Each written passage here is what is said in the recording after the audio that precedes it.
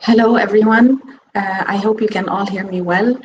It is great being with you here today and sharing the time with such an amazing group of people who share the same passion and motivation to learn more about data.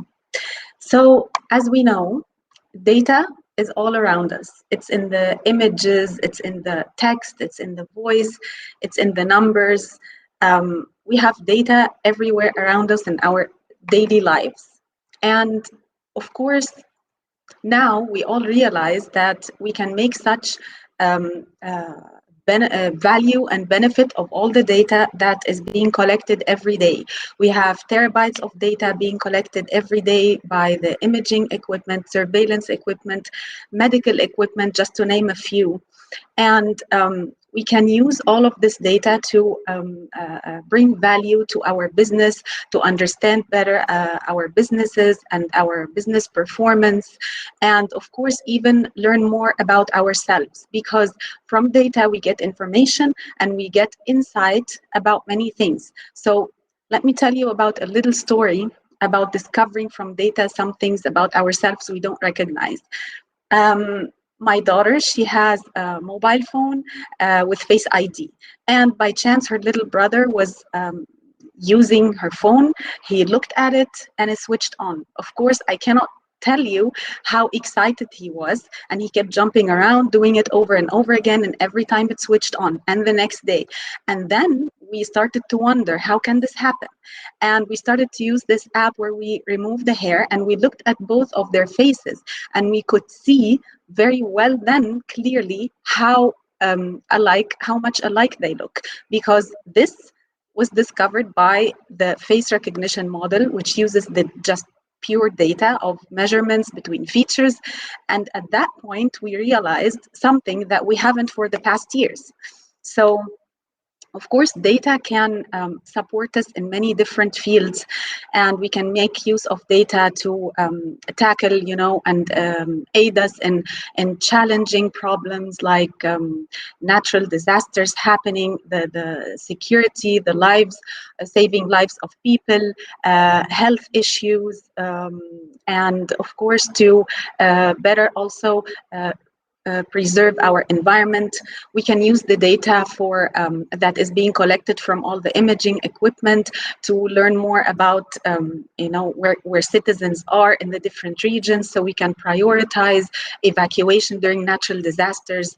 We can forecast harvest. We can use it in the medical field, all the medical equipment containing all this data, the data in the scans that we can detect cancers from using machine learning algorithms. We can use genetic sequencing to find out more effective treatments, help in drug design, and we can also use it to try to reduce pollution by aiding in building autonomous vehicles from all the data, and have safer roads, less pollution, and so on. So we have data in all different fields, and it's here is just a small a few examples of well-known organizations from a wide spectrum of organizations, of course, that realized how valuable data is, and they made use of their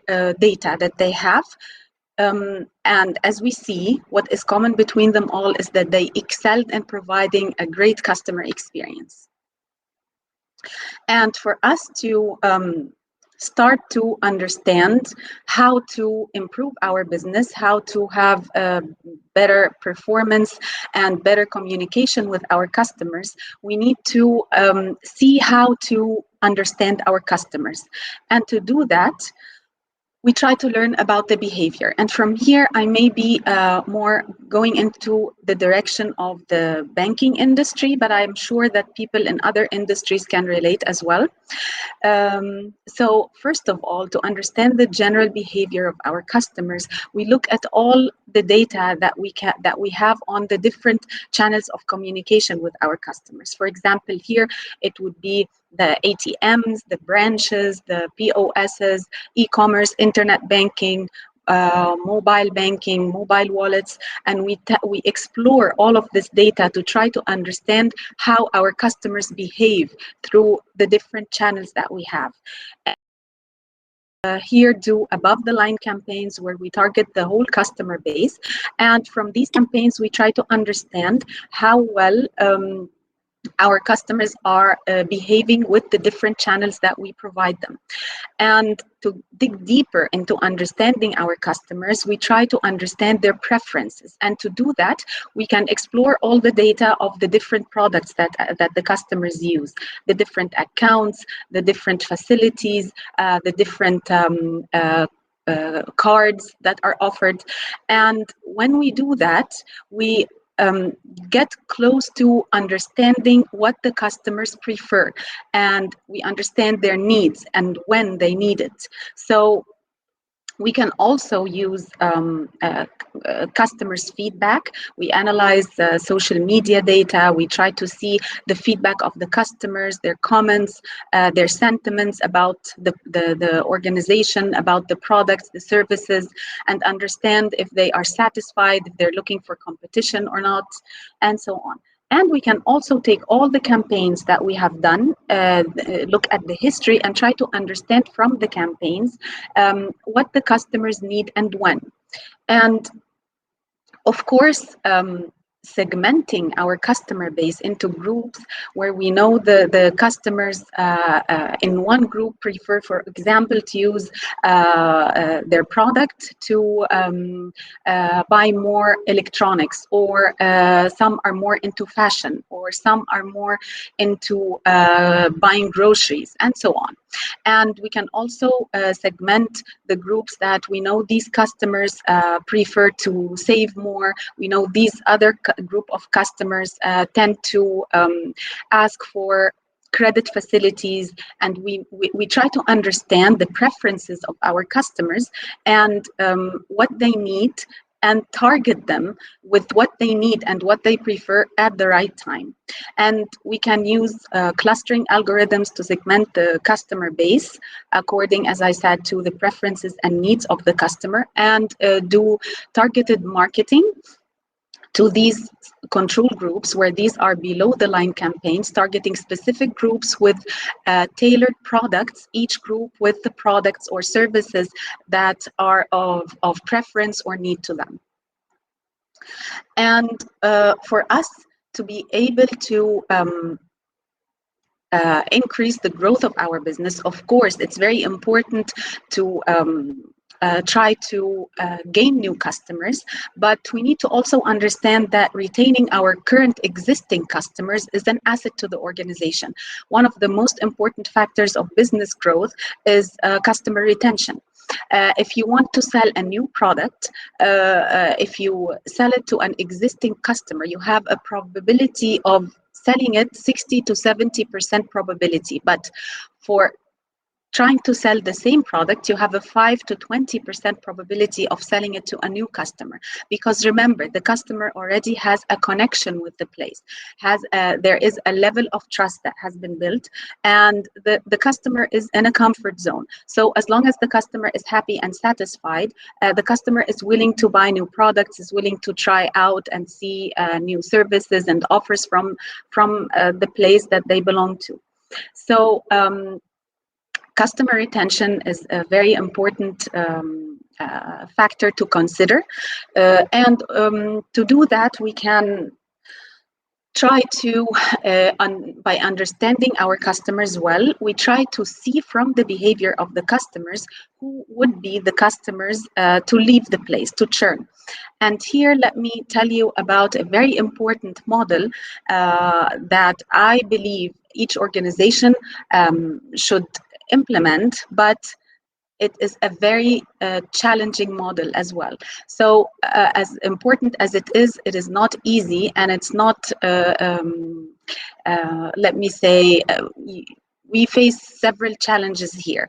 Two of the main challenges are the following. One is that in general, in a customer base, if we look at the history of the data, we have the existing customers and the churn customers. And the churn customers form a very small percentage of the customer base versus existing customers. So here, we have a very high level of unbalanced data. And of course, this problem we know, and it can be tackled using resampling. We can oversample, but in that case, we can face the challenge of overfitting, because we can have the training be find the model learns, and then when you apply on the test set, you find that because representation here is very different between the two classes, that the model is not performing well. And then with the undersampling, you have the challenge of maybe not having enough data for the model to be able to learn. And another challenge is that sometimes it's the case that some existing customers and some churn customers behave similarly. So you have in the existing customers that are dormant, they're not so active using the products. And so this is a similar behavior as the ones who churned, and vice versa. You have churned customers who, until the last day before they churn, they're very active. Maybe they needed to travel abroad. Maybe they have a new account. They started a new job where they get the salary on a different account, and they have made it their primary account, and they just left. So it is a very challenging model to build, and it's very difficult for the model to learn given these different criteria. Plus, of course, in this model, it's very important to consider the evaluation criteria or evaluation parameters, because, of course, we know that we cannot here rely on just accuracy because of the majority and minority class difference and so on. But of course, we can discuss this more elaborately. I know there's not enough time now, so we can take this offline. You can send me on the linked account anytime, and we can discuss this further. So for us to be able to understand the behavior and the preferences of our customers, we can do customer segmentation into groups based on their preferences. We can build a model to predict who the customers are who will churn, and accordingly apply the right retention strategies to retain them. And here we can also increase the customer engagement, have a higher quality of customer engagement, and this is very important. So, for example, we can, from the behavior of the customers, see the group of customers who we can detect with a high probability, for example, that over the next period they will do some more savings in their accounts, and we can maybe offer them an early upgrade. So this increases so much the customer engagement and makes the customer feel special, and that we know and we understand the customer's behavior. We can also continuously check on how the customers feel, their feedback from the sentiment analysis that we can do. And by following these steps, we can really start to have a better understanding of our customers and what they prefer and what they need. So we do all of this with the aim of enhancing our customer experience. To be able to retain our customers, we need to understand them, we need to understand their preferences and needs, and we need to enhance their customer experience. And to do that, we need to look at the customer with a 360 degree view of the customer. We need to check the transactional data to learn about the customer's behavior, and as I said, segment the customer base based on their preferences and needs. We need to continuously check their feedback to understand whether they are satisfied and happy with the service provided or the products, and try to find out areas for development. And we need to have a high quality level of engagement with the customers through our channels, understand their needs, target them with tailored products that we know they want. So this is all important for enhancing our customer experience. And the data here that's important that we can look at to do all of this are the customer transactional data, where we look at all the purchase history and so on, and all the channels and products data, as I explained. We take each channel separately. We analyze and explore the data to see how the customer interacts through that channel, and all the products, how they are being utilized, and here segment our customers based on their preferences and needs. And we can check the history of all the campaigns we have done and see which were successful, which had high response rates. From these campaigns, we can even understand if we have really captured the preferences of our customers or not, whether we need to add more data to our model to be able to really capture the preferences and needs better.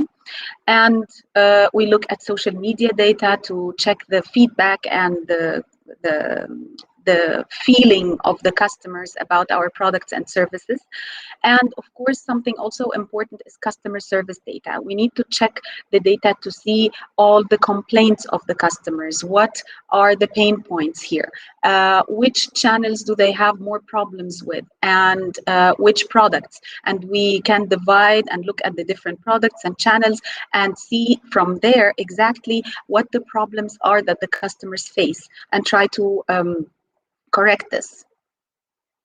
And of course, for us to be able to do all of this, we need the sufficient tools and technology in our organization to be able to collect all the data, to validate this data, to centralize it, to use it for understanding the business performance, for facilitating communication internally in our organization and externally with our customers and other parties.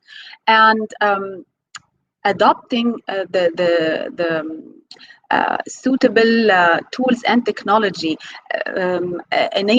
enables us to have greater protection for our systems. For example, new technologies such as blockchain, as some organizations are adopting this now. This, for example, is one way to ensure more security, since a hacker would need to have access to more than half the computers in a ledger to be able to hack the system. We can have increased efficiency and productivity with these new solutions. We can open new channels of communication with our customers. This, of course, to us being able to offer more new, innovative and more innovative business models, which leads to greater profitability and, of course, increased customer satisfaction. Because as we know, for example, during the past period, the organizations which adopted digital transformation were the ones who had less challenges during their business continuity, and of course for connecting with their customers and for offering the services to their customers that would be feasible at times like this. So digital transformation lets our organization keep up with competition, and it gives us the possibility to enhance our processes and systems and workflows and the overall organizational culture. Being able to collect the data efficiently and validate this data and start to centralize this data to be able to use that data and do all of the analysis and the advanced analytics, applying the different machine learning algorithms for the different models that we mentioned and more. We need to have, we need to be able to make use of this data, and by doing that, we gain, of course, more insights about our business, about our pain areas, about areas for development, to be able to have more satisfied customers, to enhance our customer experience, and to retain our customers and attract, of course, new ones. And this, of course, leads to a higher return on investment. But even for non-profitable organizations, it's very important to be able to have a platform where we can collect all the data of the business to see how our business is performing, to facilitate and ease the communication internally in the organization and externally with other parties.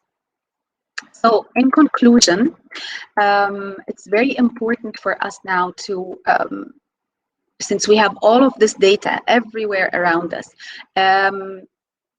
it's a very important step for us to start utilizing the data that we have in our organization and discover its value. By doing that, we support new business models that we can create. We can improve customer service and understand our customers' needs and preferences better. And by understanding our customer behavior, we can offer better products and services for the customer.